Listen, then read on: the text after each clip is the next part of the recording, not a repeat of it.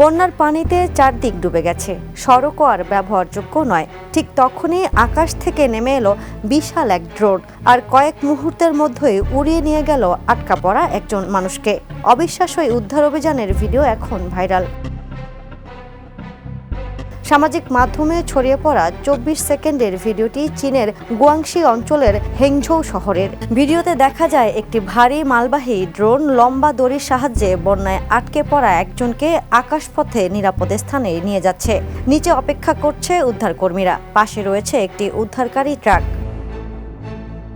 জানা গেছে 6 জুলাই থেকে টাইফুন মায়সাকের প্রভাবে গুয়াংশিতে শুরু হয় টানা ভারী বৃষ্টি। জলাধার উপচে পড়ে, ভয়াবহ বন্যায় ডুবে যায় সড়ক, বিচ্ছিন্ন হয়ে পড়ে বহু এলাকা।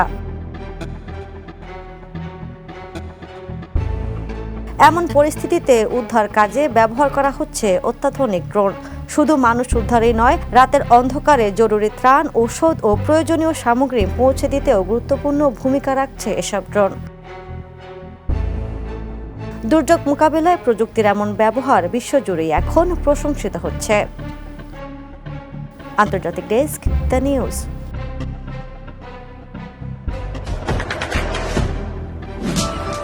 দেশে দেশে সবার সাথে, দ্য নিউজ।